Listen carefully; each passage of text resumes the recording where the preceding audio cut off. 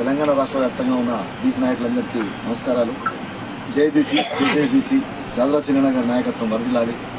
ఈరోజు Cherlapalli railway station నుంచి తెలంగాణ రాష్ట్ర వ్యాప్తంగా పెద్ద ఎత్తున ఏప్రిల్ 2న జరగబోయే బీసీల పోరు గర్జన కోసం బీసీ కులాలు, బీసీ కుల సంఘాల నాయకులు అందరూ కూడా ఒక రైలు మొత్తం 16 కోచ్లతోటి బయలుదేరడం జరుగుతుంది.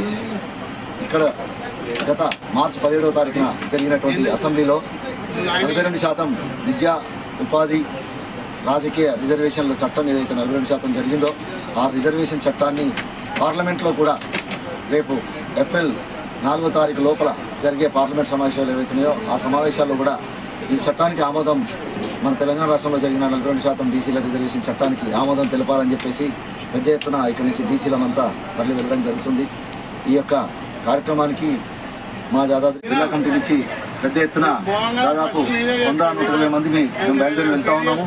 ఈ కార్యక్రమానికి వెళ్ళడానికి కారణం ఏంటంటే మొన్న అసెంబ్లీలో జరిగినటువంటి బీసీలకు 42% ఏదైతే చట్టం చేయబడిందో ఆ చట్టాన్ని పార్లమెంట్లో రేపు జరుగుతుంది.